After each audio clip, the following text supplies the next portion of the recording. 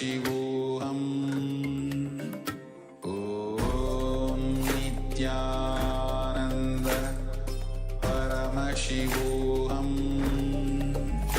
Om Nityananda Paramashivoham. Om Nityananda Paramashivoham. Om Nityananda Paramashivoham.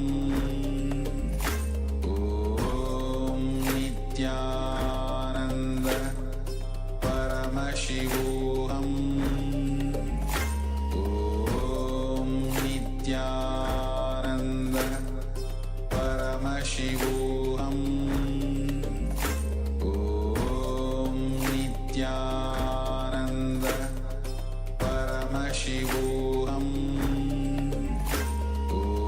Om Nityananda Paramashivoham.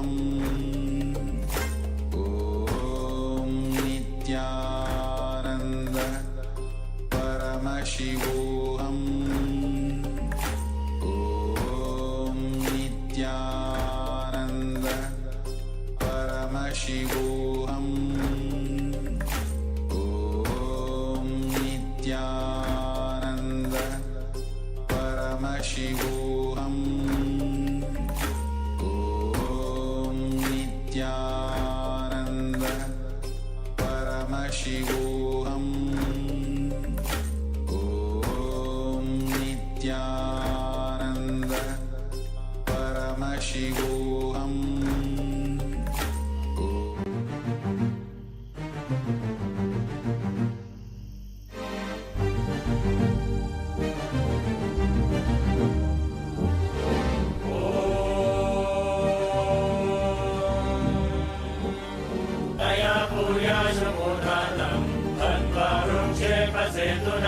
निर्विकल्पं मनः कृत्वा सर्वोत्य सर्वगोत्तमः तया पूयाशु मूर्धान्तं हत्वा वृक्षेपसेतुना निर्विकल्पं मनः कृत्वा सर्वोत्य सर्वगोत्तमः तया पूयाशु मूर्धान्तं हत्वा वृक्षेपसेतुना निर्विकल्पं मनः कृत्वा सर्वोत्य सर्वगोत्तमः.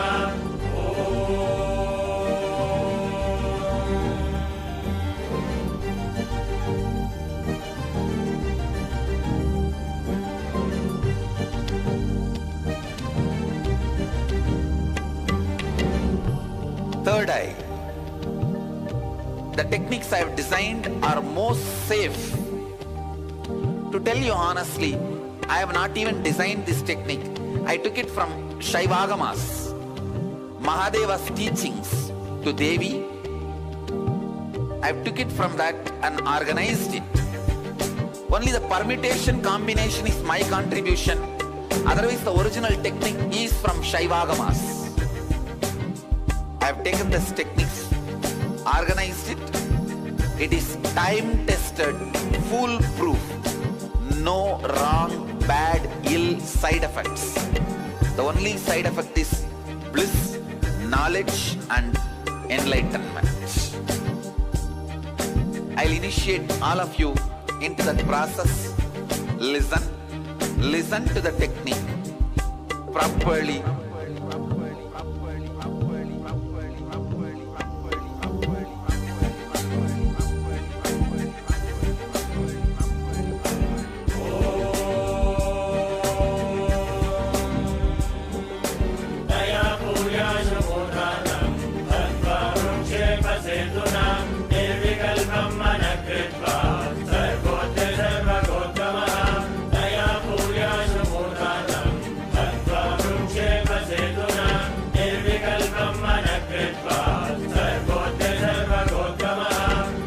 Now, this technique is a two-part.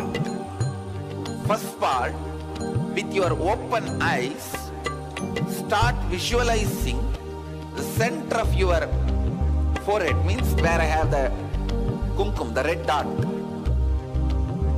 Center of that spot in you, means your third eye is open. Your third eye is open. You are looking through the third eye. First few minutes it will be a little difficult, but you will catch it within 4-5 minutes. Let your eyes be open, but look through your third eye. Second step, close your eyes. Visualize the intense golden light is entering into your being and functioning on your third eye. Actively getting centered on your third eye.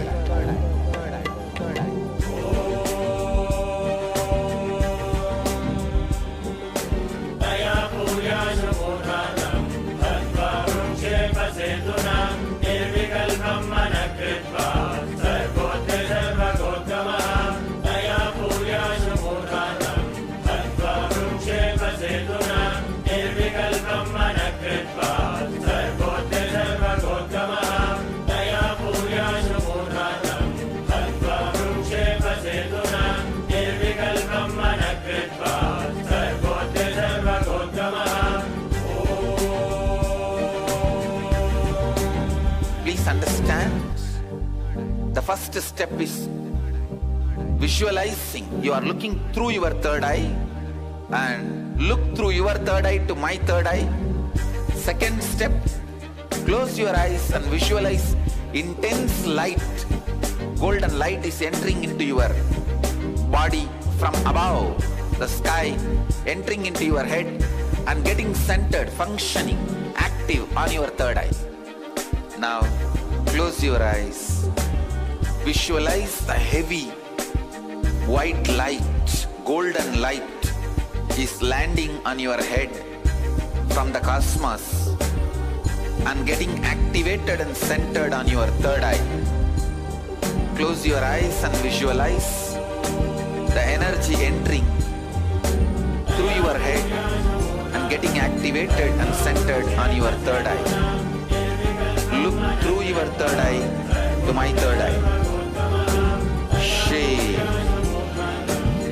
This technique which I initiated you now, you can practice this every day.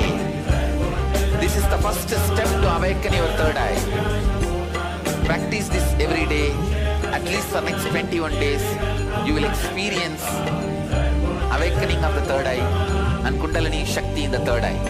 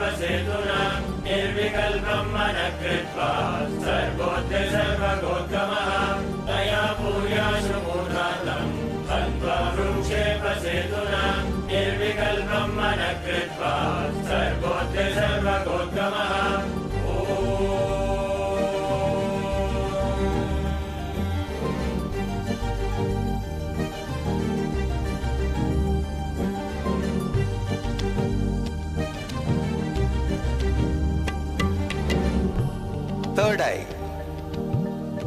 The techniques I have designed are most safe.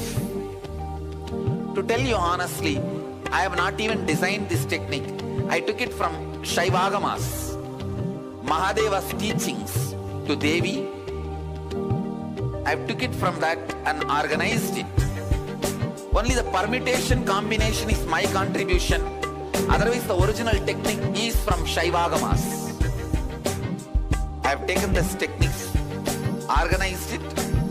It is time-tested, foolproof. No wrong, bad, ill side effects. The only side effect is bliss, knowledge and enlightenment. I'll initiate all of you into that process. Listen to the technique. properly.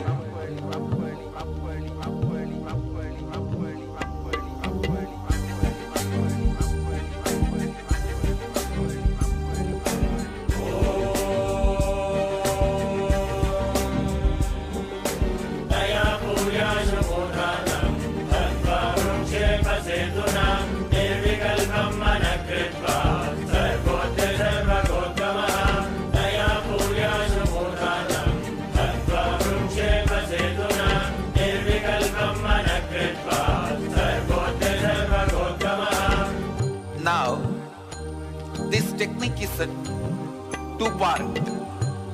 First part, with your open eyes, start visualizing the center of your forehead, means where I have the kumkum, the red dot.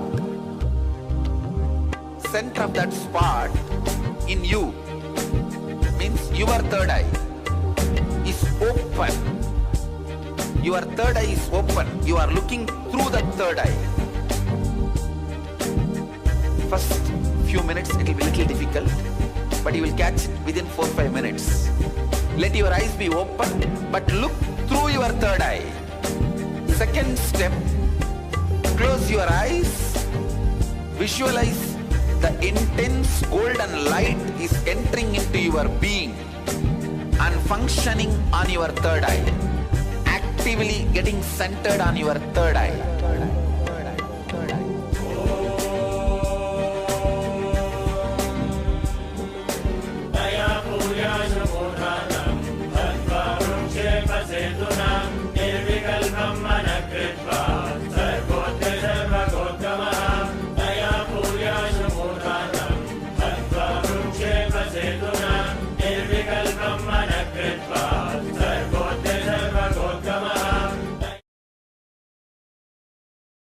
नित्यानन्दं परमसुखदं केवलं ज्ञानमूर्तिं द्वन्द्वातीतं गगनसदृशं तत्त्वमस्यादिलक्ष्यम् एकं नित्यं विमलमचलं सर्वधी साक्षिभूतं भावातीतं त्रिगुणरहितं सद्गुरुं तं Namami.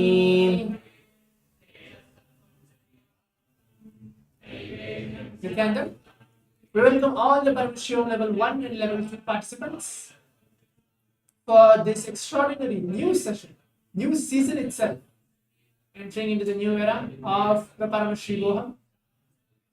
You can see many participants there in the Paramashivoham Level 1 Zoom room who's joining with us, the Paramashivoham Level 2 Zoom room as well, and was watching with us live from various different social media platforms, from YouTube and others. Just an introduction to Paramashivoham.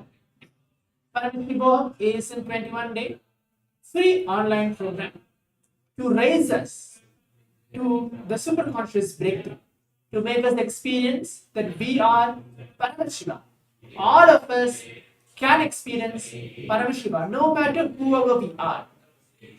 Either we are a male or a female, either whatever problems we have, whatever situations or patterns that we are suffering with, whatever problems we are suffering with, we are Paramashiva. This program is on to make us experience that yes, I am Paramashiva. Ultimately, each one of us are Paramashiva. For the next 21 days, each one of us are going to be guided by the Supreme Pontiff of Hinduism directly to learn various different powerful cognition sessions, power manifestation, internalization exercises, various different kriyas, meditation techniques, processes.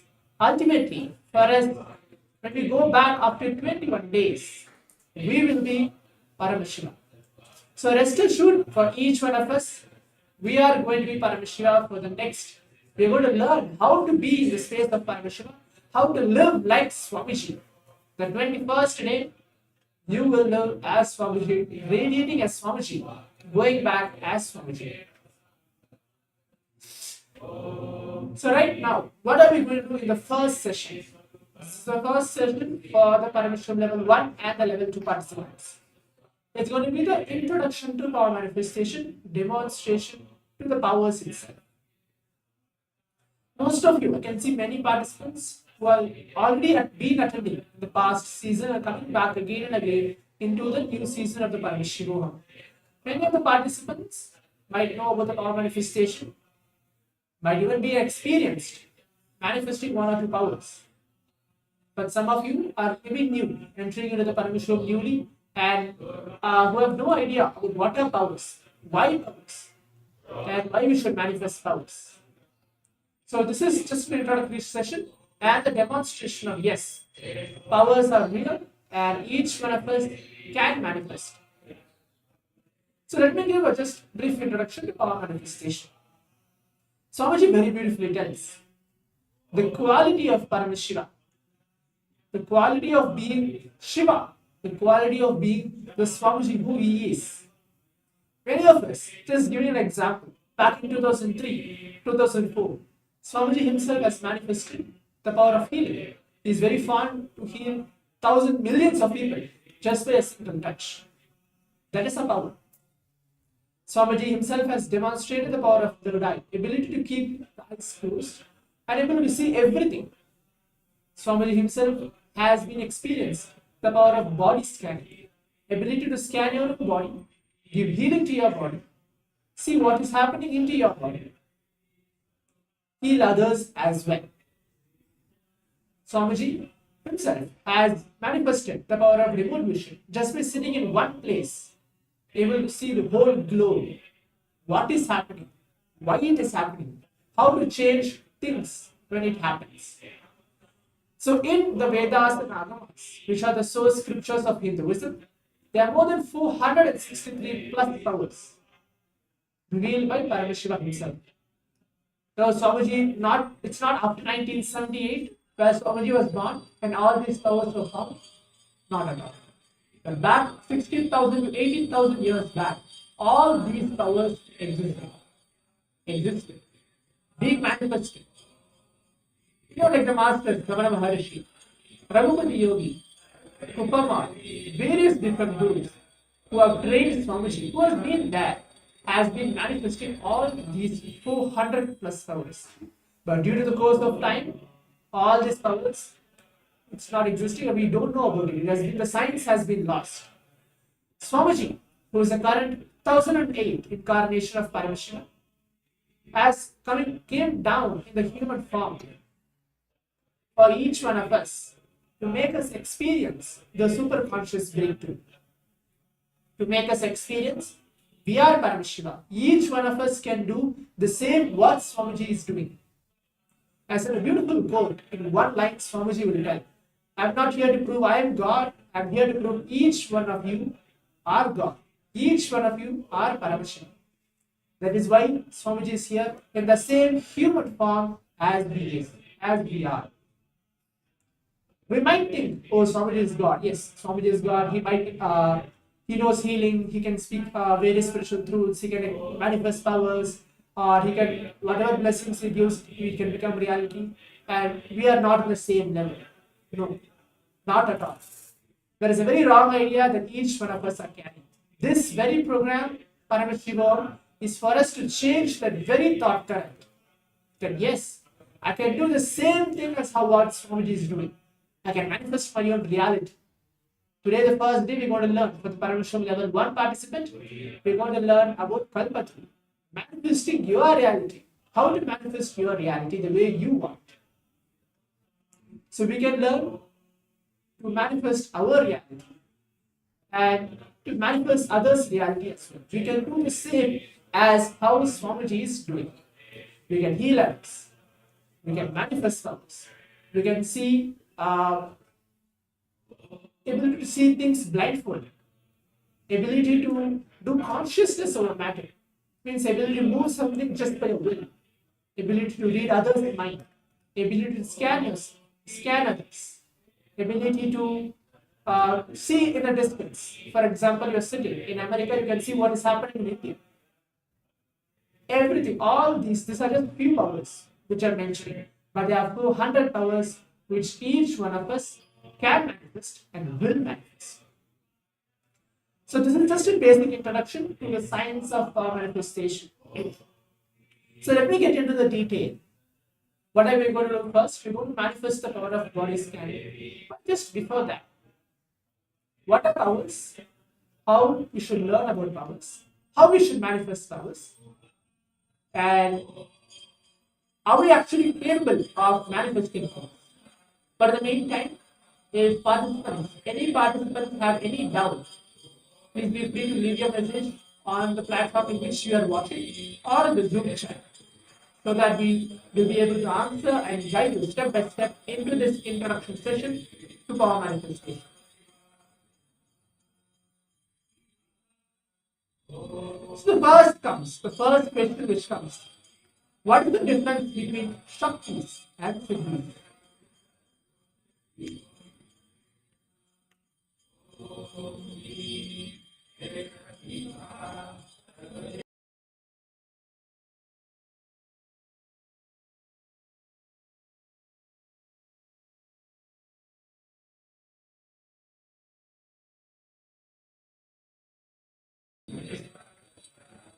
So entering to the first topic, what is the difference between Shaktis and Siddhis? Let me give the definition of Swamiji himself, what Swamiji will tell. Shaktis are for us where we manifest powers from the space of enlightenment. Okay, from the space, from the state, from the being of Paramashivoham. Shaktis are also powers. Okay, we manifest. So sometimes we get initiated, we manifest here and there, but it is not permanent. It stays. Sometimes even we don't know when it manifests, when it does not manifest. And it is just in the path of your enlightenment, but it is not going to lead you towards enlightenment. But Shaktis are not like that. Shaktis are permanent once it is initiated by an authentic master, an incarnation, who he himself has manifested that very same power which you are going to manifest. When he initiates, rest assured that you are also going to manifest. And that is going to lead you to the space of enlightenment eventually. So this is the difference between Shaktis and Siddhis. Most of us might know about Siddhis. And this is Shaktis in what Swamiji is studying. So maybe all the participants might have heard the word which I'm saying, Paramashiva. Who is Paramashiva? What is Paramashiva? In short form, Paramashiva is Shiva himself, who has the 5 different acts: creation, sustenance, rejuvenation, pulling out of the illusion, and liberation. He does the 5, which is called Panchakritya in Sanskrit. Paramashiva himself does these 5 acts continuously, even now. Even now the creation happens. In the whole world, whichever part of the world each one of us are. Some of us are from China, some of us from Singapore, some of us from America, some of us even from India. Paramashiva does these 5 acts continuously. Creation. The creation is happening. Something is getting developed in the world. Maintenance. Something is getting maintained. Rejuvenation. Something is getting completely rejuvenated. Maybe it can be natural disasters, anything. Pulling out of delusion. Paramashiva pulls the delusion out of us in whatever way we want, giving us the life incidents. We don't know about that, but giving us the life incidents to remove us out of the delusion. And then finally, liberation. Liberating us from the powerless state, liberating us from the state where we are, to make us experience the enlightenment itself.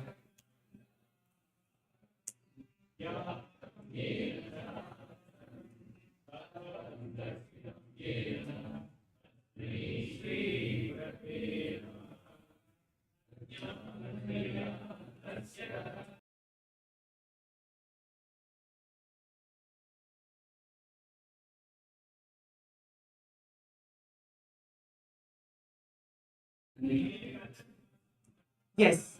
So these are the 5 different acts Paramashiva beautifully describes. And who is Paramashiva? Okay, we can maybe keep it as Shiva himself. There is no issues in it. Until we understand the level of Paramashiva. In this program, for sure, each one of us will understand who is Paramashiva and why Paramashiva is. Okay? I can see many participants are leaving a message. Please scan me. Do the body scanning. Of course, we will be doing the body scanning. We will be doing the scanning and giving to healing to the participants who are requesting. Not an issue. But just let me give the introduction session. So each one of us are clear and have the context of why we are here, what we are here. Okay? So yes, participants can continuously to leave the message, not an issue at all. But yes, if any questions regarding this session, please feel free to leave the message in the Zoom chat or any social media platform which you are watching. So continuing, Paramashiva has 5 different acts as we explained. In every powers, in every single powers, in 400 powers which are there, everything has been redirected from the Vedas and Agamas. Means, to be more specific, Swamiji did not invent something. He did not find something, oh, I have found the third eye, now I'm going to initiate people. Not at all. Swamiji is the source of the entire power manifestation. Paramashiva is the source. It is just there in the Vedas and Agamas because every single power has a scriptural reference.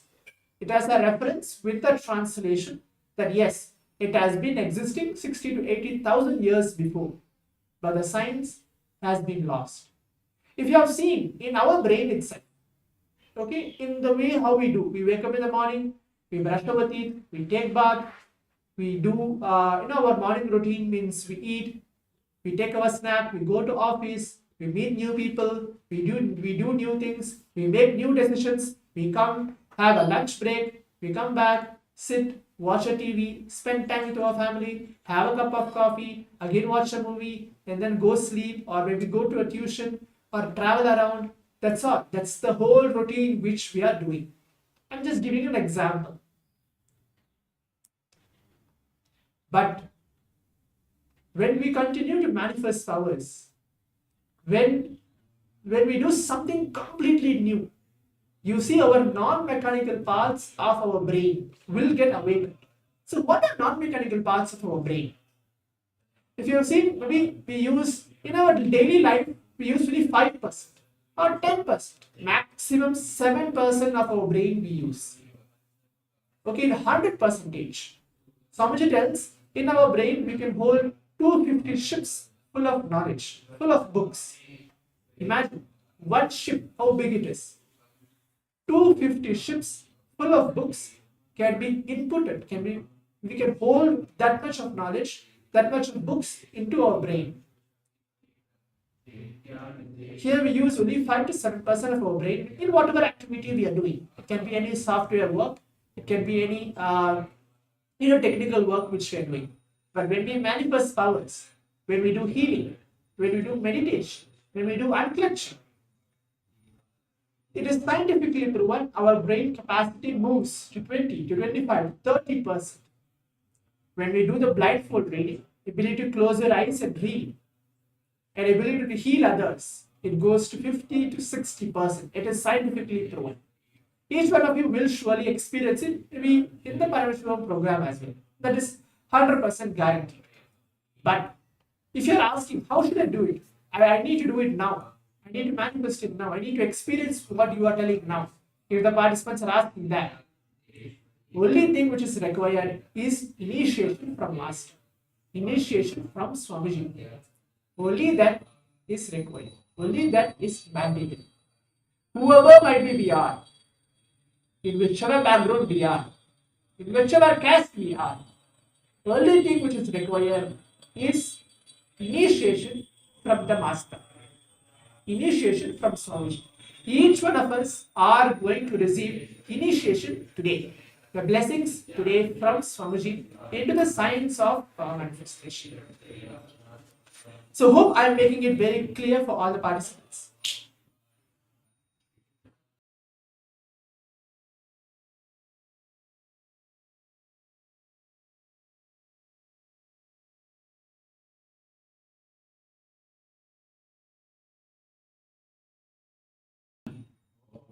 Yes. So these are just an introduction to the science of power manifestation, what we are going to do and what we are going to experience. So each one of us, we will have today we're going to have a powerful cognition session. I'm just going to tell the program flow itself. We're going to have the powerful cognition session where we're going to understand why, how to live life, how to manifest what we want, our desires is so important for us. We're going to have an internalization exercise, means writing down. It's not a homework session, no. It's an exercise for us to contemplate, think, internalize. And then, of course, we'll be having various different powerful power manifestation for each one of us to manifest the same power which we are going to demonstrate now. So these are the flow which we're going to do, and of course, in between, there's going to be very unique kriyas, nitya kriyas, Swamiji is going to be demonstrating and then guiding all the participants. And then meditations, we're going to be leading. Swamiji himself is going to lead in various different unique meditation processes from Shiva Sutras, from Bhagavad Gita, from Patanjali Yoga Sutras, from Ashtavakra Gita, from Jain Sutras. From all these, we're going to be guided. And of course, after that, living enlightenment processes. Very beautiful. Back in 2010, for 45 days, after Swamiji came out of prison, for 2010, when Swamiji was put in prison for 53 days, after Swamiji came out of prison, after a couple of months, for the next 45 days, Swamiji conducted a unique living enlightenment process. Even that is going to be presented for the Paramashivoham Level 1, Level 2 participants in this very season. It's going to be very unique, very powerful process. It's going to be directly conducted by Swamiji, but yes, in a video format, but of course, it's going to be live, conducted by Swamiji, and each one of us are for sure going to experience miracles. So all these are specially designed, for a day, for one day maybe for manifesting your reality. For one day it can be for having a good health, how to have a good body, how to have a good mind, a peaceful mind, how to have a very muscular body. For another day, how to manifest money, how to have a right decision to make money. For another day, how to have a best relationships. If you're having a trouble in your relationships, how to have a best relationships. Another day, to learn about, about multiverses, maybe parallel universe, or trying to understand about the 9 different planets, the Navagrahas, why it is happening, how to bring good time, a right time to make decisions. Various each and every single day, from day 1 to day 21, is uniquely designed by Swamiji himself to make us experience the superconscious breakthrough. So I can see a participant has put surprising kriya. So kriyas such as to cure diabetes, kriyas such as to cure anxiety, kriya for to ability to, if you have a problem not able to see in a distance, you have eyesight problem, ability to cure that. Kriya for back pain, kriya for thyroid, kriya for 108 different reasons, disorders that each one of us may have, may not have. But everything Swamiji is going to teach, demonstrate himself, and heal in each one of us. So the entire Paramashivoham is designed based on that. So now, coming to the point of third eye, ability to read and see blindfolded. You see, Swamiji himself has experienced this very same power. Because in maybe Swamiji when he was small, when he was at the age of 11 and a half to 12, he himself has experienced this very same power manifestation where he was able to see everything. 360 degree. He was able to close his eyes, just sit. He was able to see up, he was able to see down, he was able to see left, he was able to see right, he was able to see everything which is happening. Okay, there's even a testimonial about his own friend who was able to see everything which is happening around him and he was completely shocked.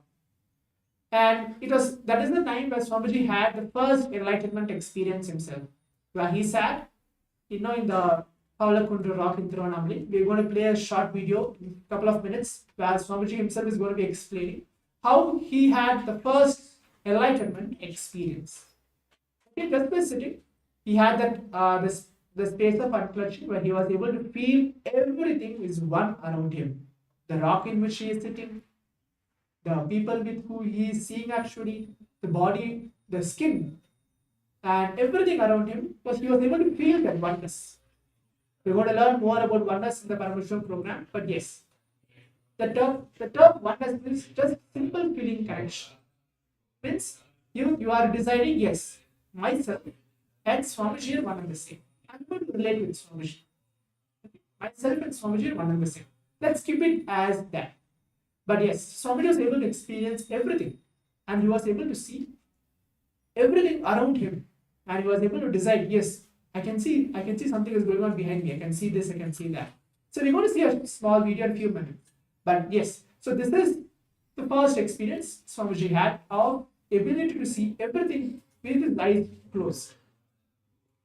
And moving on to the next, Swamiji had even the same experience of a little pain in the life, where he was able to feel that he had, maybe most of us might not know, but again we're going to hear a short video in a couple of minutes about telling Swamiji himself, has fallen down from a horse. He had a hand fracture, and then most of us, if we have a fracture, we know how much painful it is. But Swamiji was not having a single pain. He'll even describe the very whole story. We're going to play the video also shortly before the power manifestation. I'm just going to roughly describing what are the powers Swamiji himself manifested in his own life. See, but if most of you are thinking, oh, Swamiji is divine, he has a completely different body altogether, or we are completely different. Not at all. All of us are one and the same. Swamiji is having the same hand, same leg, same eye, same hands as us. There's no difference between Swamiji and us. But we keep an identity between ourselves. We have an identity. I'm so and so person, and Swamiji is so and so person. That is where we are going to break in this Paramashivoham program. We are going to break that barrier, and then we are going to understand that each one of us are Swamiji. Each one of us can experience Swamiji. So now let's take a few minutes. I'm going to play a short video, maybe a 10 minutes video for the participants. As I just mentioned about the first enlightenment experience, right? About how Swamiji is actually sitting, able to experience everything. I'm just going to give 10, it's going to be a very short video. Let's see, let's listen directly from Swamiji, and then the participants can share after that. What did you understand? What did you feel about the very video itself?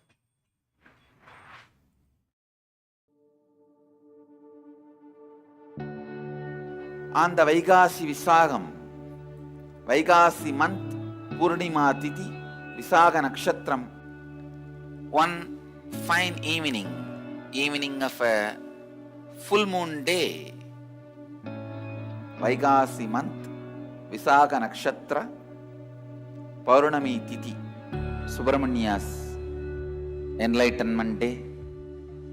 As per the tradition, he appeared from the third eye of Mahadeva. When I completed 11 and aging into 12, no school at that time. Usually this May, June, no school. So usually this summer time I will go and sit in the temple or the hill. Around 4:30 to 6:30, maybe you can say this is the Sandhya time. Around the time of sunset and moonrise, I went to the hill, Arunachala hill. I was sitting at the foothills of Arunachala, where I was born and brought up.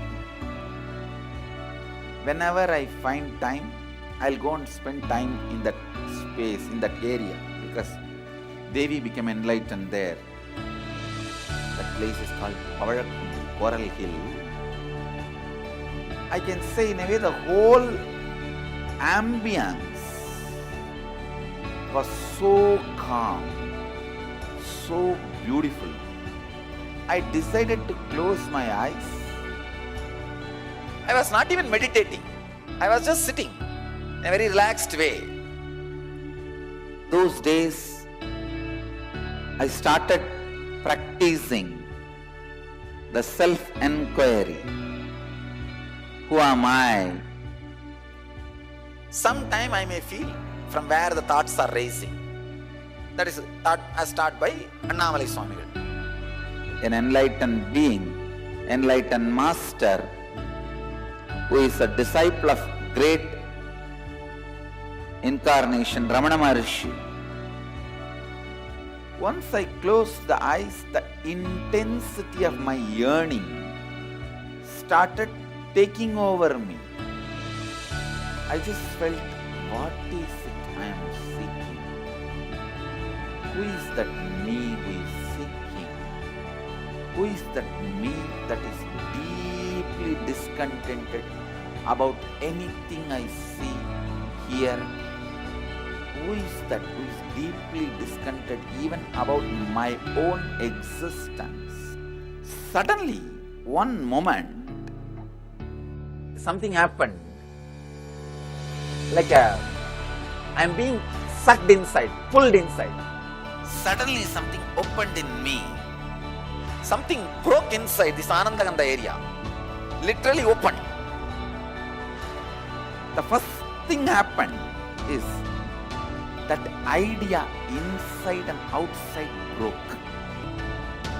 Means now I know who is the experiencer. Life, alive, being present in everything, experiencing. दिव्यं ददामि ते चक्षुः पश्य मे योगमैश्वरम्. The first experience is that I was able to see everything around me, above me.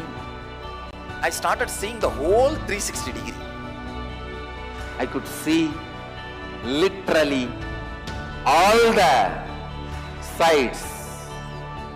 360 degree this side and 360 degree this side. 10 direction. Above and below, side, everything I could see without turning my head, without opening my eyes. My eyes was closed. I realized not only I was able to see, I was able to feel, experience how much I am alive inside my skin, the same frequency, the same depth. I was feeling I am alive outside my skin, everything, in everything. That whole 360 degree is me. The skin of the stone on rock on which I was sitting and the skin of this body both carry me equally. In both I exist equally. The frequency of the existence was same as it is felt inside the skin and outside the skin. The trees next to me, the temple near me, the hillock around me, the sky above me, and the moon, sun which was setting, moon which was rising. I felt I am alive in everything around me. The whole Arunachala hill, all the plants, bush, shrubs, the idea something is inside and something is outside is completely lost. I just know I am that oneness is the existence. There is no inner, there is no outer, there is no moving, there is no unmoving. The smallest movements of these plants is my movement, and the highest stillness of the center of the cosmos is my stillness. It will feel like as if the whole sky is centered on my Anandaganda. It looked like a huge balloon which is tied to my Anandaganda, and that balloon is the whole cosmos. Pure solid gold flowing through my spine, which was cool. Full 2.5 days I was able to see all 360 degree continuously. Whether I went to the home or anywhere I was walking around, I was able to see the whole thing. I went and told my godmother, Vibhudananda Puri. I asked her whether am I possessed by ghost. She checked my energy and said, no, you are possessed by God. The vision of seeing 360 degree is settled, but that experience of I am one has never left. Now, that very experience getting reproduced in so many Gurukul kids, even adults. Love. Wow.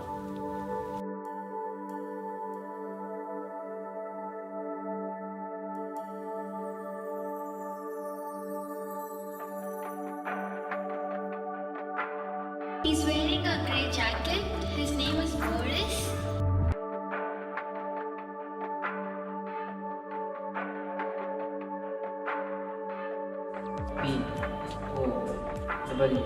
P-O-E-E-K. It's only with the lamps lit, the power of the original lamp is established. I can say so many kids having their third eye awakened, even the adults having their third eye awakened, able to see everything beyond the views of senses. 3 decades over, I can see how that experiences manifested and multiplied into so many beings in these 30 years. How Paramashivatva is manifested through this body and reached out to millions of people, inspiring and manifesting what has happened 30 years before on this very day. How it has opened up and reached out to human beings and how it is expanding. My message on this Nityananda Purnima: work on your third eye. Have initiation. See to it your third eye is awakened.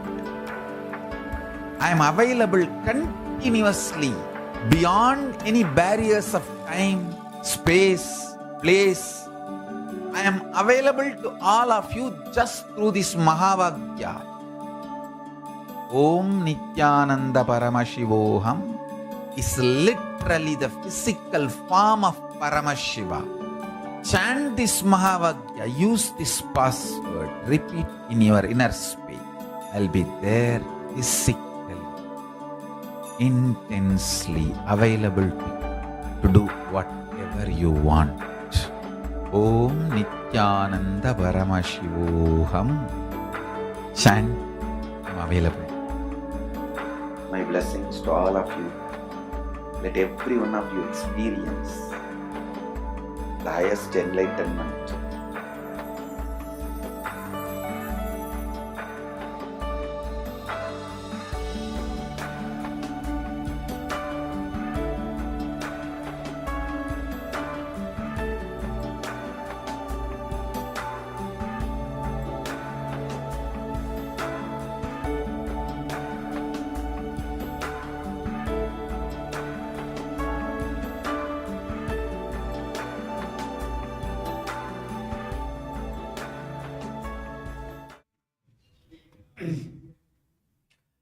Yes, that was a very beautiful video.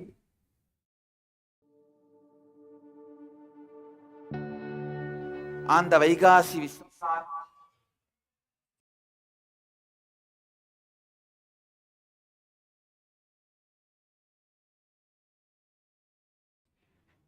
Sorry for the glitch. Yes, so that was a very beautiful video directly by the Supreme Pontiff of Hinduism on his first enlightenment experience. How he was able to see everything around. You have heard directly from Swamiji's own words. I was able to see every 360 degree vision now, and how the third eye manifestation has expanded, that every one of us are able to manifest. Nowhere, maybe wherever you are right now, you don't need exactly the physical touch of Swamiji. Just by Swamiji's blessings, by his look, Or by just his words, when he tells that, yes, I'm initiating you into this very power, all of us are initiated and we are already we can manifest the very same power. So we can just maybe take 1 or 2 minutes for the participants to tell what do you feel about the very video itself, about the very video that we saw, where Swamiji himself experienced. The last very word he said, that very password for each one of us, for us to manifest powers, is to chant the Mahavakya, Om Nityananda Paramashivoham. That very Mahavakya is powerful, energized by Swamiji. You can try it, it does not need to be even later on. Even now, the participants can try. Maybe just sit for 2 minutes, or 1 minute, or just sit, close your eyes, and just try chanting the Mahavakya and see what happens to yourself. It is not my own words, it is Swamiji's own words. That yes, you can experience something where beyond your expectation, beyond your imagination, by just chanting this very Mahavakya. So now let's enter directly into the power manifestation. We're going to manifest the power of body scanning. Okay, ability to scan your body, scan others' body. You can see many participants have left the messages on the Zoom chat that they want healing, they want to scan. So let's begin. I'm just going to give a rough introduction about what we're going to do, how the body scanning works. And I'm going to lead to Maharaj, Kankadra Maharaj, where he's going to take over and he's going to manifest that very same power.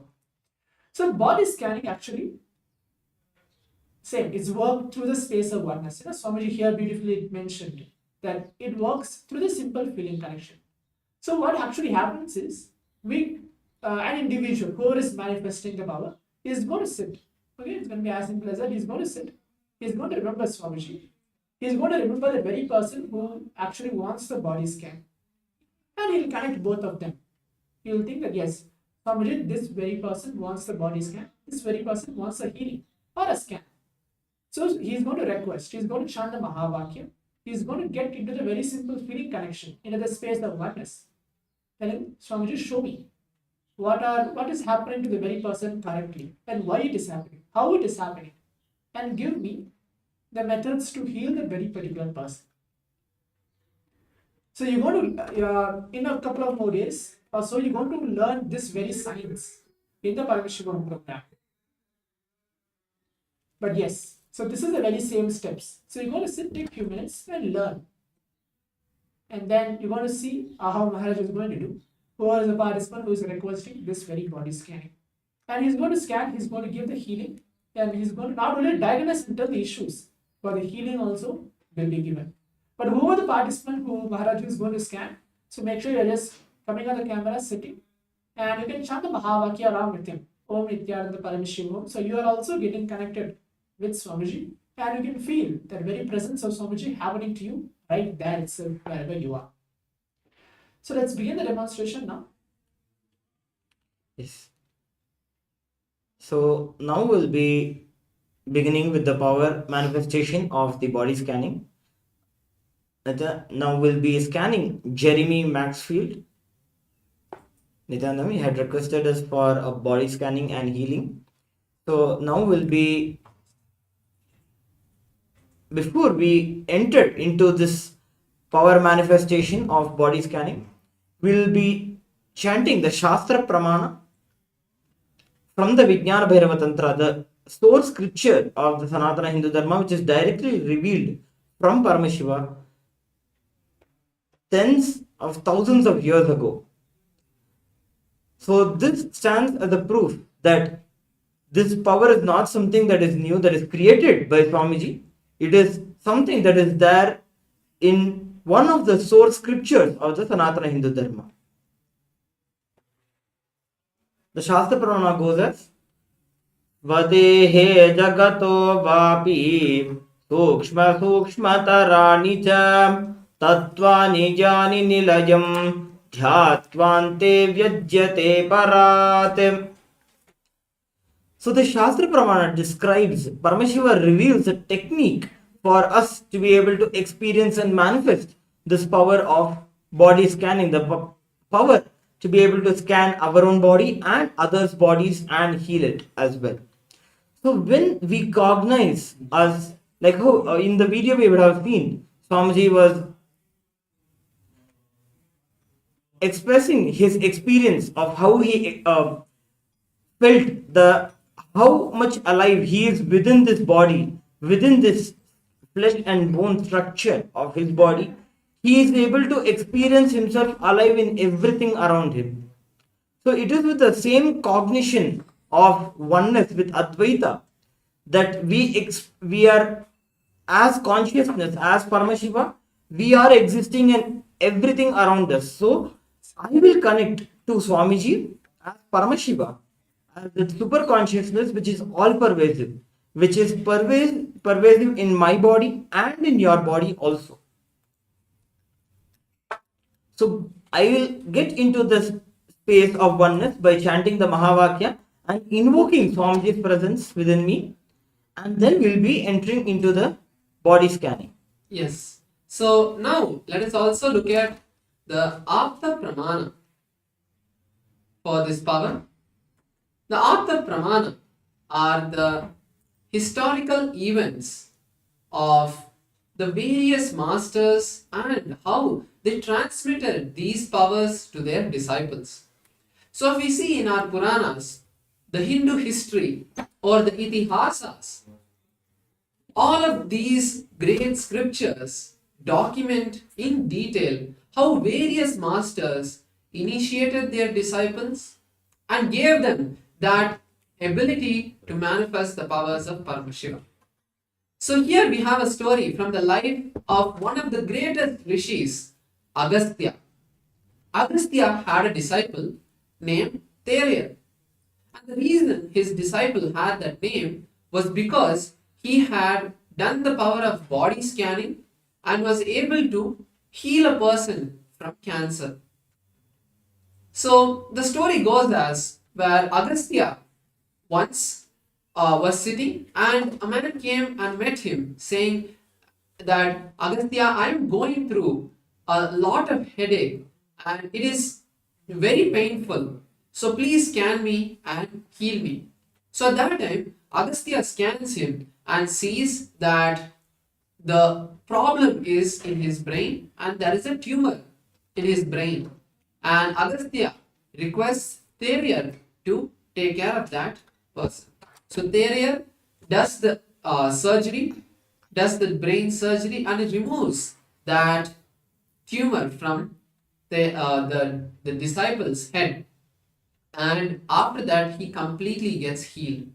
So the shape of the cancer was in the shape of a frog. So that is why they had named him Theria. So this is the story of how even in those days, it is not that our ancient Hindu medicinal system was just about grinding some herbs, but it was so advanced that they were able to perform these kind of complicated surgeries, which even today is very difficult and complicated to accomplish. So now let us also look at Swamiji's own experience, where Swamiji himself shares how he went beyond the pain, how he did the body scanning on his body, and how he manifested this power. Still, there are many things I don't understand. I wanted all of you to know. I tell you, I promise, Sun is a witness. Still, I do not know what is pain. I can't visualize or grasp the idea of pain. I imagine, based on many different inputs all of you gave me, I myself do not know pain. Even when I had this fracture, it was compound fracture. Compound fracture means both the bones have become three-piece. And some even become pieces. If you're an orthopedic surgeon, you will know both the bones are broken completely, and there was one small bit. So one became three, another one became two, and one came out also through this hole. Through this hole, it came out. The bone came out. Horse riding. I was riding the horse. One fellow, actually, I was riding the horse. It was going very politely for 5-6 days. The fellow was very nice, and we were getting comfortable. I was going on the banks of Vaideswara River. All the brahmacharis and brahmacharis have started screaming, hey, Swamiji going on the horse. And this fellow put the Karupaswami song. Kalvera song, Vararaya, Vararaya, Karupaswami Vararaya. So I got into Kalvera mood, and when I got into Kalvera mood, I became very heavy for the horse. That fellow got shaken. And that fellow got frightened and he pushed me. And he ran away. He did not even push me. He started running away, I fell. This fellow played that song, that Vararaya song. There's another one song. These two songs I have programmed for the Karupaswami to happen. Means Kalamerava to be invoked in me. So that both songs, we reserve it only for that purpose. And this fellow who was playing the music, he got very excited and played that. And automatically in 2 seconds, I started feeling the Kalavera has happened. And the moment it happened, I think the heart felt very heavy. Suddenly, if you feel 2 persons is sitting on you, see, if 2 persons getting on him, he will be ready. He would have been prepared. Oh, one more person is getting on me. You carry one person and suddenly that fellow becomes double.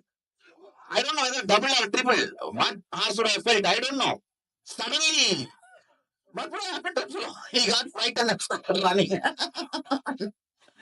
Running, so I fell and broke the. The whole thing is video recorded actually. The security camera has captured.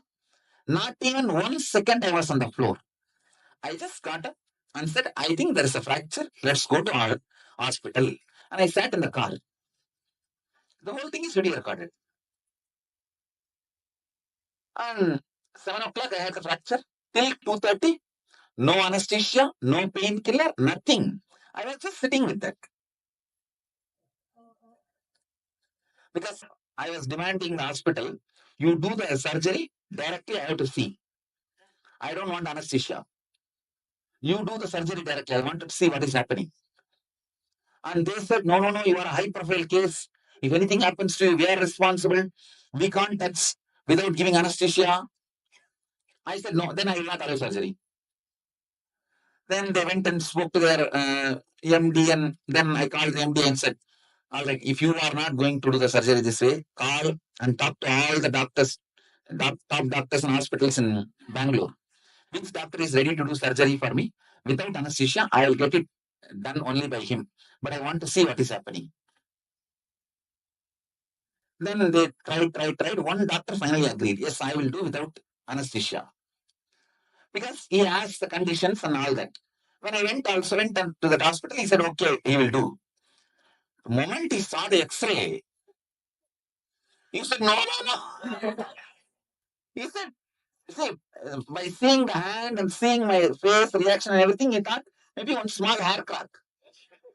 The moment he saw the X-ray, for this, I cannot do without anesthesia. But time is passing. It has to be done within 24 hours.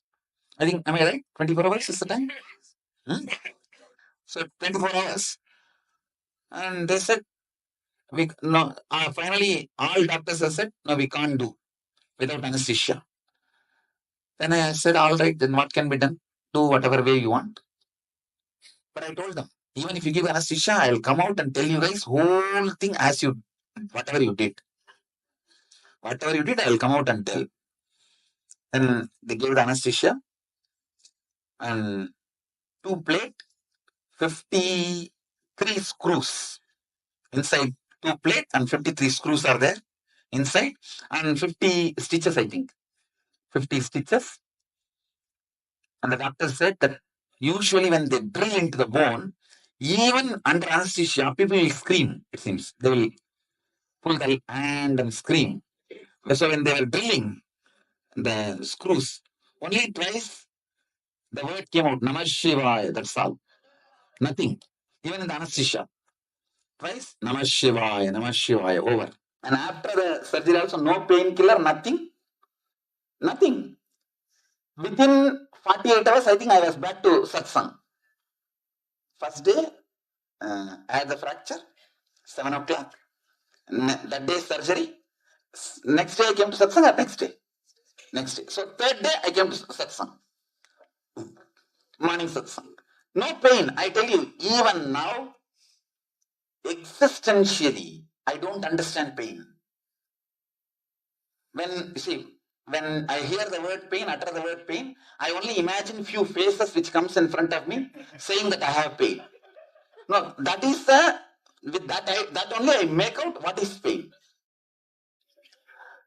Because of the enlightenment happened at the age of 12, the idea of pain has disappeared. Mommy, Mm. do you remember you said that when it first happened, you felt like a cool feeling, or it felt light, or you? No. It was not cool. It's like a heat from the navel. Ambulance was rushing for repairing. The emergency supply of Kundalini energy. From navel it went. The automatic repairing was going on. So when they received the signal, they may not be able to repair it by themselves. So they were at least protecting it till the repairing happens. Like automatic first aid. How did I feel under anesthesia? So actually, I could see very clearly. For example, if you sit for a long time, one part of you will feel numb now. Like a leg becomes numb. Like that, I saw this area become numb. That's all. But I could see everything happening. My eyes are closed. I could see everything happening. Only this part was numb. That's all. Yes. Now, after having listened to Swamiji sharing his experience of how he manifested this power of body scanning and healing himself, let us now enter into the power manifestation of doing the body scanning. We have Jeremy Maxfield with us, Nityanamaya. So you can be seated in a relaxed way. You don't have to focus or stress yourself out. You can just be seated in a relaxed way. Just be seated in a receptive space. You can also chant the Mahavakya along with me. Om Nityananda Paramashivoham. You can chant the Mahavakya along with me. When you chant the Mahavakya, you'll see that slowly you'll start reverberating with the Mahavakya. More than just a sound, it is a formula that puts you into the same frequency as Swamiji's existence. So you can chant the Mahavakya along with me. Just be in a relaxed space. Now I'll be invoking Swamiji's presence. From through that oneness with Swamiji will be manifesting through me and scanning your body now. Scanning and healing your body now. So let us now enter into the power manifestation.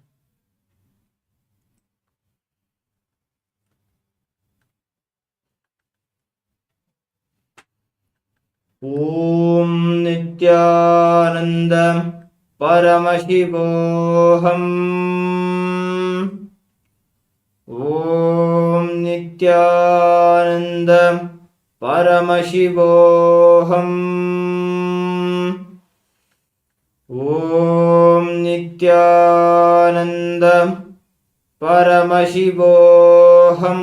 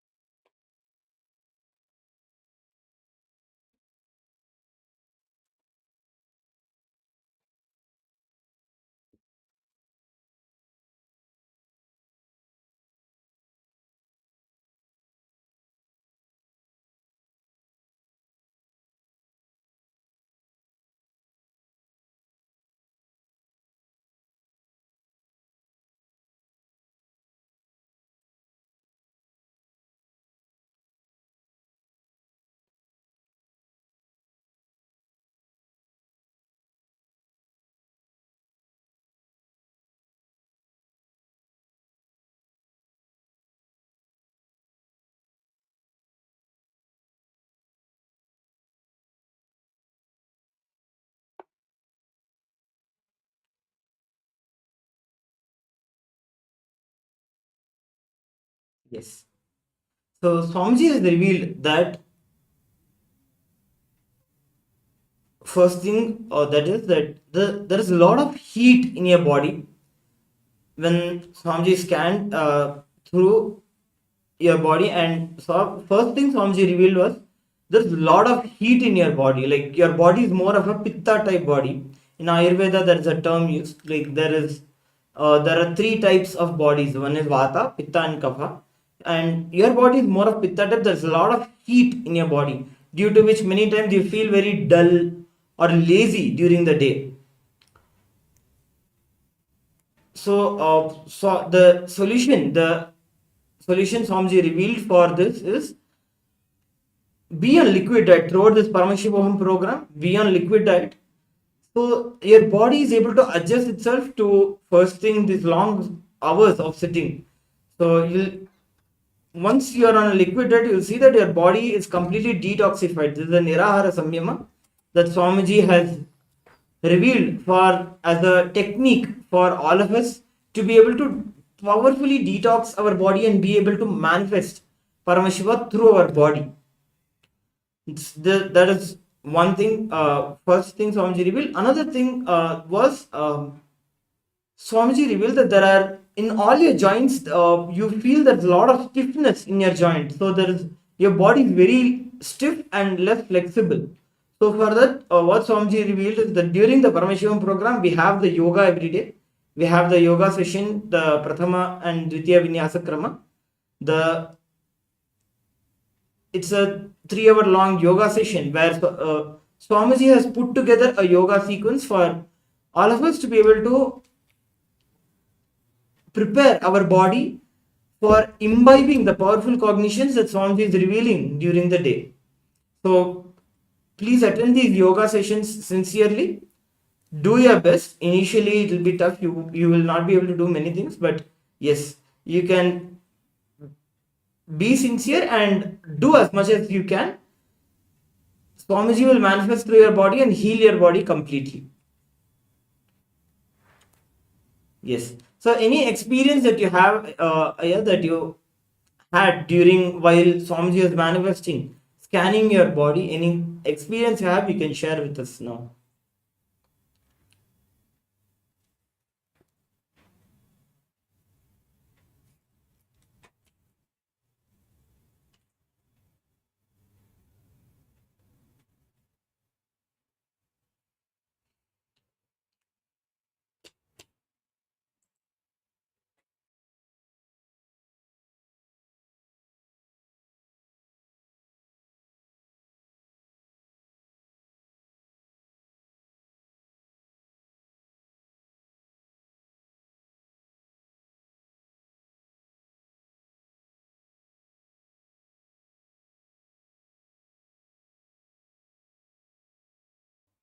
Yes, you can unmute and share your experience now.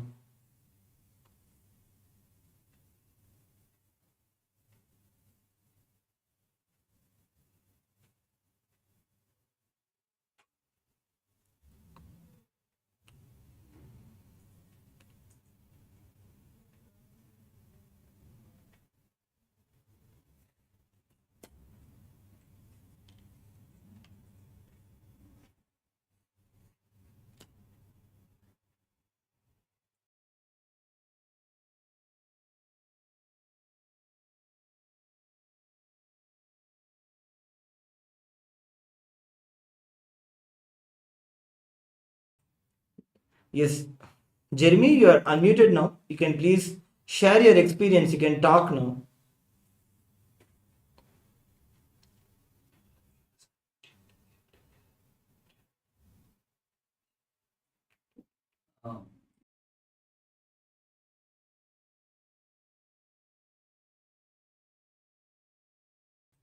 Yes, so actually, Jeremy Maxwell had shared that I could feel Swamiji's energy. That's beautiful, Aya. Actually, I'd also like you to share a little more in detail how you were able to relate with the scanning that Gangadhara Maharaj had given you. So now with this, due to the lack of time, we will be moving into the next power. I see a lot of participants have shared saying that please scan me. Don't feel that you are not going to be scanned. Throughout the Paramashivoham sessions, all of the acharyas are initiated disciples of Swamiji, and if you ever feel that you want to experience this power of body scanning, the acharyas will be able to scan you and give you the revelation. Also, you yourself will be taught how to manifest this power, and surely by the next few days, you yourself will be able to scan your own body and see that. The beautiful part of this manifestation is that when we see others manifest, at that time we get the confidence that yes, I can manifest it. If they can, why can't I? So now we'll be moving into the next power of remote vision. And now the power of remote vision is the power where just using your third eye, you are able to scan any location around the world. Just by sitting here, I can scan any one of your houses and see and share with you the details, the diagram, the structure of the entire house. So we'll be now sharing the power with you, and all of you will be experiencing this. And first, before we move into the power manifestation, let's once look at the Shastra Pramana. As the Shastra Pramana are the scriptural references, the direct words of Paramashiva himself. Let us now look at the Shastra Pramana for the power of remote vision.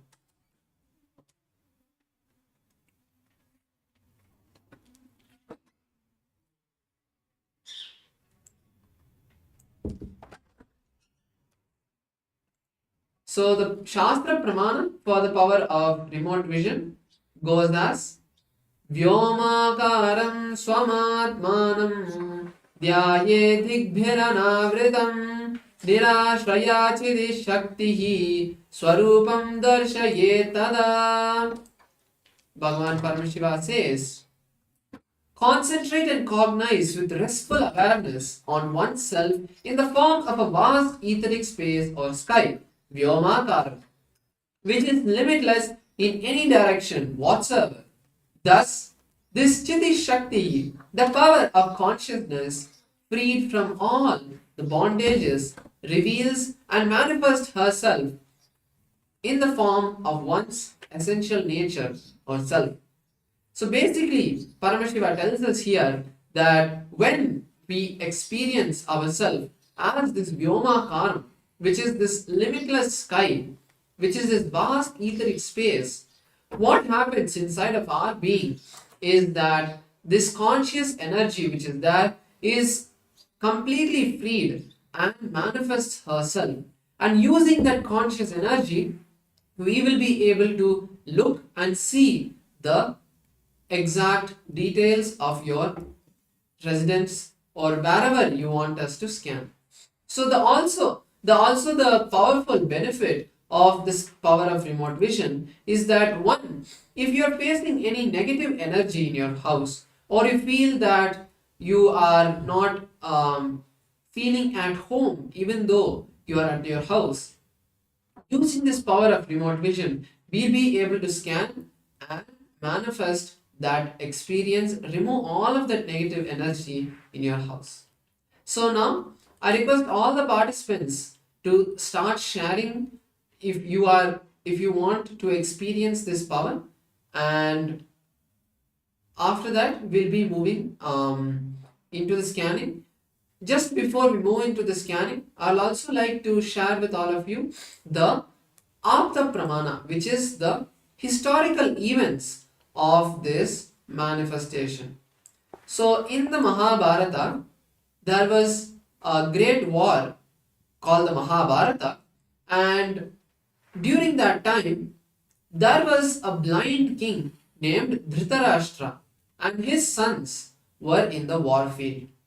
So at that time Dhritarashtra could not see, and because of that he wanted to know what was happening in that war. So at that time his trusted charioteer named Sanjaya gets initiated into this power of Dura Drishti and Dura Shriti, which is being able to see at any distance what is happening at any distance, and being able to hear as well what is happening in any distance.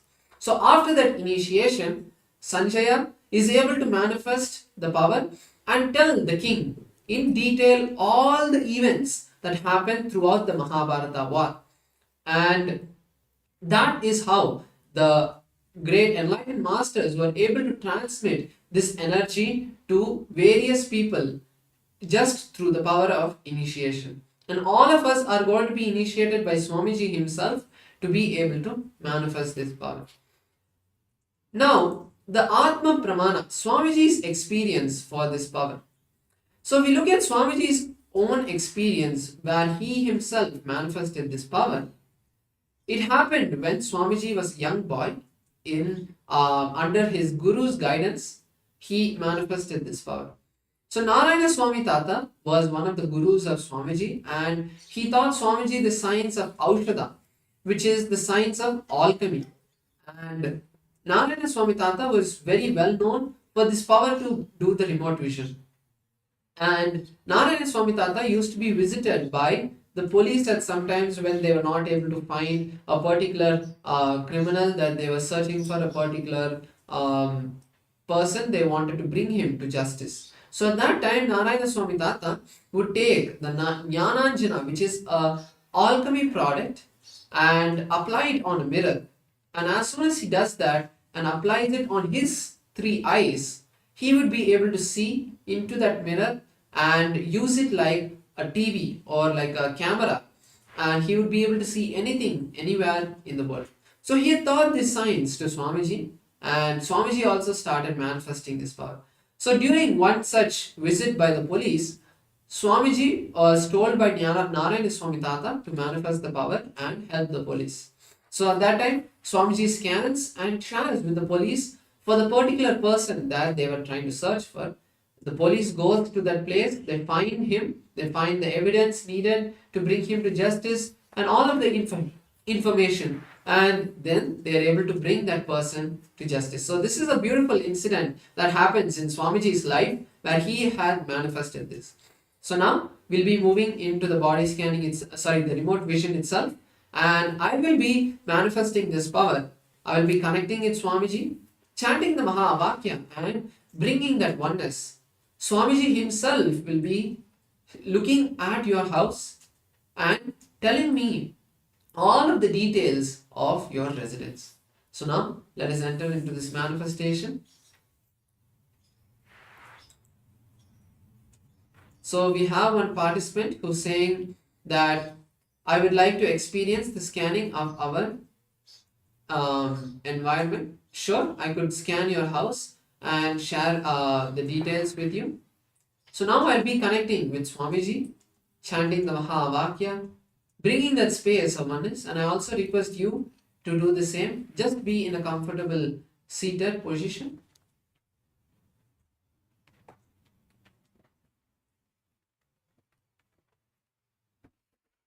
Om Nityananda Paramashivoham. Om Nityananda Paramashivoham.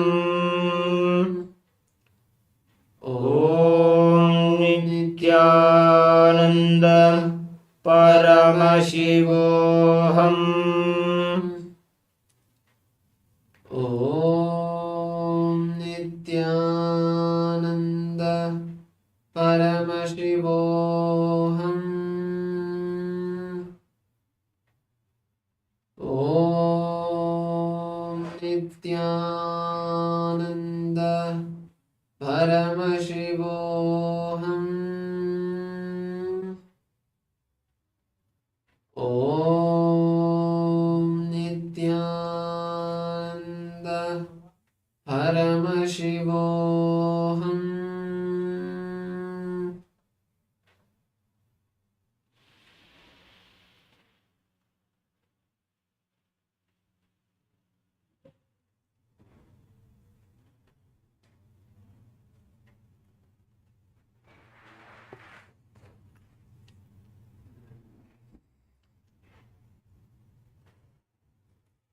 Yes, I am. So what I was able to see is that currently you are living in an apartment. So the way I see the entire place is that now the outside, right? Outside, just before you enter, so I see that it is in a little uh, far away from the city. I see. So as soon as you come into that apartment complex area, I see that it's a gated community, and I see that the entire outside walls are in white color. And as soon as you enter, there is throughout the side, all of the sides of the wall, I see that there are a lot of hibiscus plants which are planted, and other like a small palm kind of plants. That kind of croton plants are there on both sides.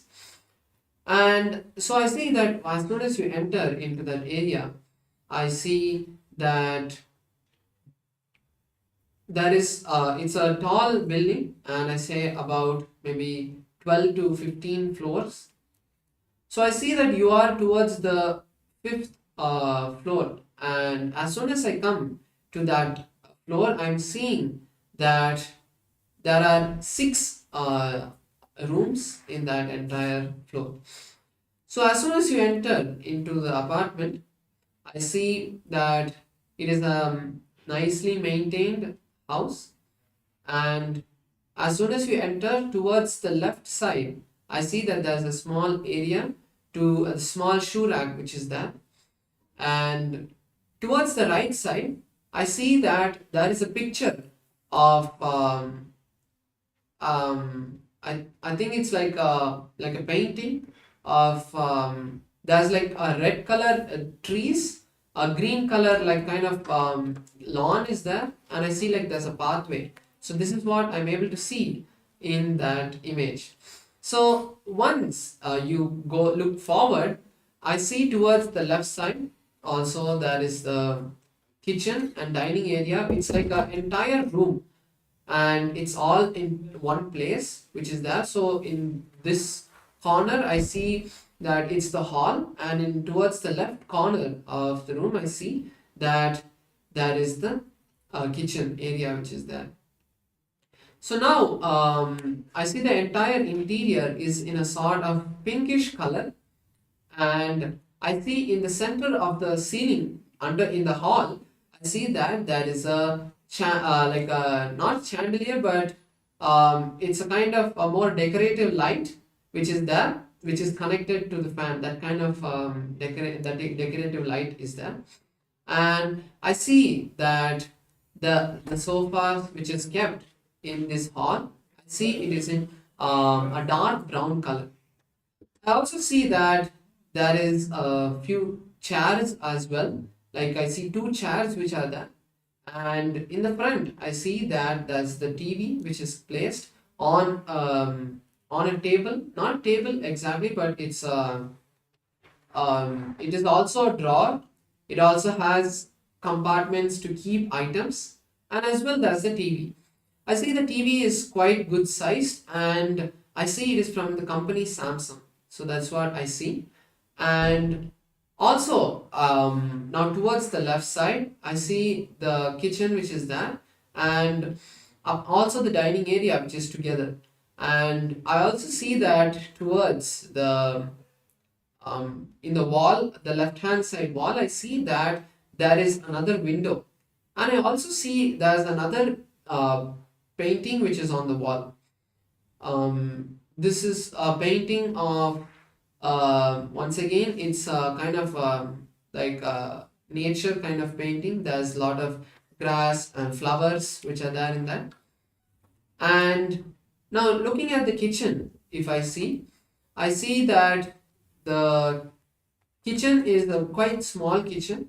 It is in L shaped, and towards the wall you have the stove which is there, and then towards the corner I see there's the wash basin. The entire counter is in black color, and I see there's the drawers which are there, all of those are in light brown color. So apart from this, towards the front, if you just turn opposite, I see that there's a gray color fridge which is kept, and also I see that next to the kitchen, I also think there's a washing machine which is placed. So apart from this, in the center of the hall, if I look, I see, if I stand in the center of the hall and look towards my, if I stand towards facing the kitchen, towards my right is where I see the bedrooms which are there. So the bedrooms are, there are two bedrooms which are there. So one on the right and left. So the one on the right is the main master bedroom of that house, and I see that there is an attached bathroom with that. The one on the left does not have an attached bathroom. There is a common bathroom in the middle of both the rooms. So basically this is what I see of the entire house, the layout and how it looks. Now you could take a moment to share and see, share with us and tell us how you are able to experience. So in the meantime, we will also just be having a short break to look at one of the videos of Swamiji. So take this time to share your experience of how you are able to connect to this scanning, and also we'll be manifesting the next power after the video.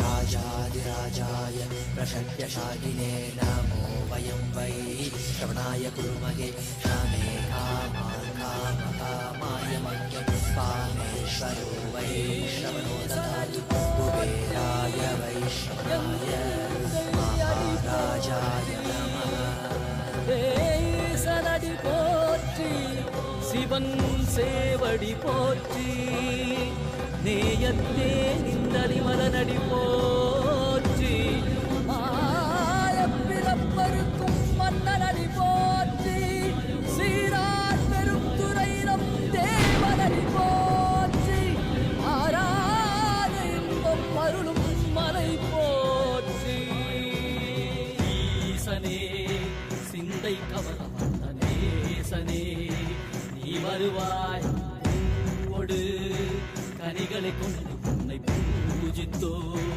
அருள் தருவாய் கலி என்னும் கடலினில் மூழ்கிட்டேயும் இனி கரம் தந்து காத்திட்டு கருணை பொய்கையில் அலர்ந்திட்ட அளவற்கும் போல உன் திருவடியில் வாழ்ந்திட நிற்கிறேன் பாராய் அருணாச்சலனே நீ வாராய் அகண்ட ஜோதியனே வாராய் அல்லல் நீக்கிடவே வாராய் அகிலம் போற்றுகின்ற ஈசனே சிந்தை கவர்ந்த நேசனே நீ வருவாய் பூவோடு கனிகளை கொண்டு உன்னை பூஜித்தோ அருள் தருவாய்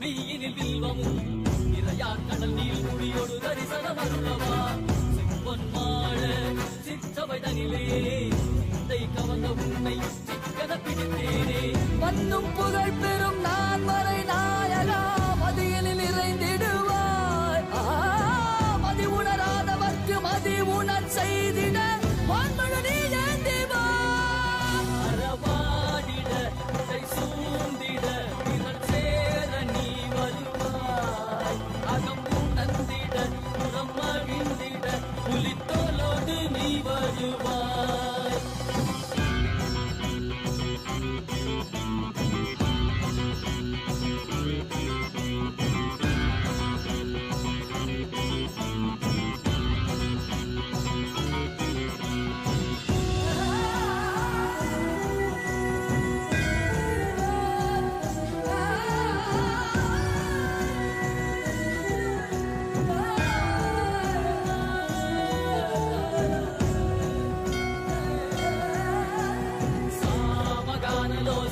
विमुक्ति कारणे नादिकेश दिव्य ब्रह्मरूपने मीनाक्षि शक्ति सहित सुन्दरेशने अण्णामलै उदित नित्यनन्दने चित्त अचित्तெல்லாம் முன்னாலே இயக்கும் முன்னாலே உந்தன் கண்ணாலே சிகையில் அணிந்திட்ட மதியாலே மதியின் மொழியாலே தெளிந்திடும் வழியாலே ஜீவன் முக்தி பெற விழைந்தோமே திருவடியை தொழுதோமே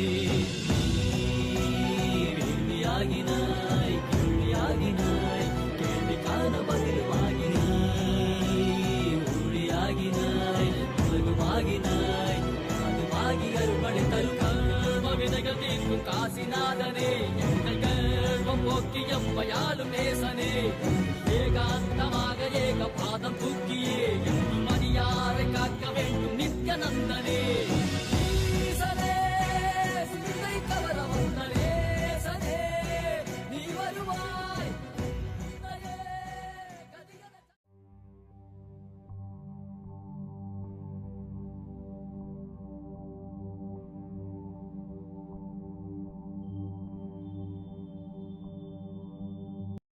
आनंद परमशिवोहम ओम नित्यानंद परमशिवोहम ओम Nityanand परमशिवोहम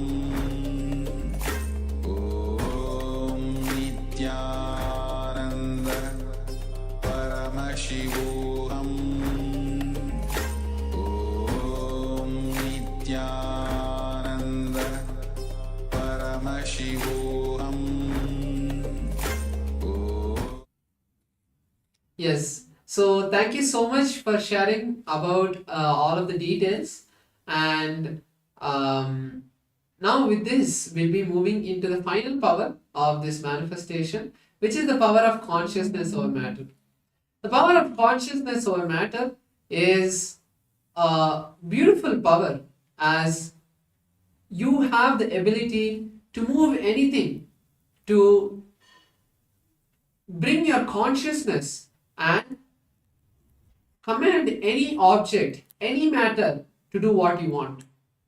The logic behind this power is that you are Paramashiva, and when you connect with any matter, you have the ability to move it, whether it's your hands or a car which is there in front of you, or it is your entire bank account being filled with wealth.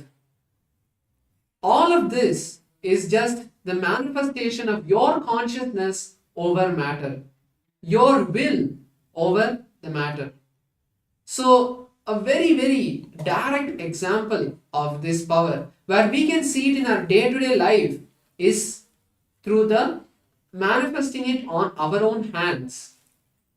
So I'm going to be manifesting the power of consciousness over matter, as Gangadhara Maharaj will be holding his palms flat and placing a coconut on his palms.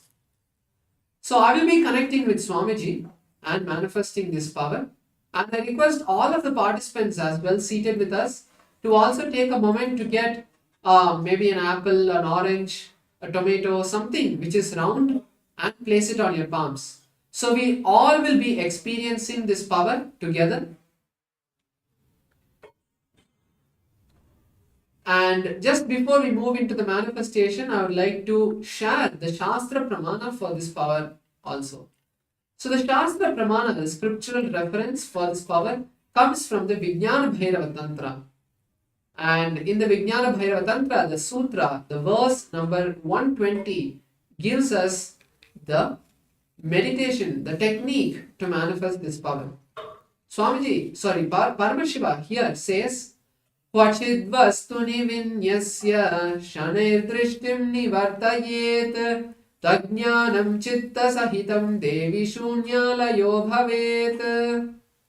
The translation is, having fixed one's eyes on a particular object or vastu, one should slowly withdraw the sight from that object as well as slowly eliminate the knowledge of that object along with the thoughts and impressions. Then, O Devi, one abides in Shunya, the state where there is nothing other than this exists, which is the state of all inclusiveness or infinity. So now, let us manifest and enter this round of the power manifestation. And I can see all of the participants, you are holding something in your palms. That's really great. And now Gangadhara Maharaj also will be holding the coconut. So this power of consciousness over matter, when we express it and we are able to see it happen in our own palms, then it creates that trust, it creates that belief and cognition inside of us that yes, this power is manifest, we ourselves can manifest this power and all of us can experience it. So now, let us begin the manifestation. I'll be connecting with Swamiji and chanting the Mahavakya. Om Nityananda Paramashivoham. Om Nityananda Paramashivoham. Om Nityananda Paramashivoham. Om Nityananda Paramashivoham. Om Nityananda Paramashivoham. Om Nityananda Paramashivoham. Om Nityananda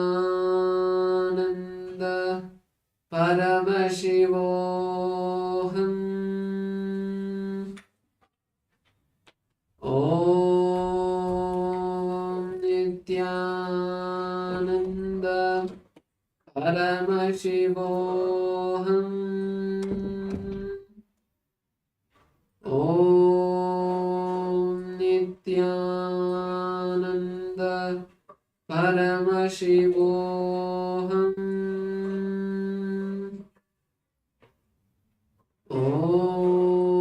Om Nityananda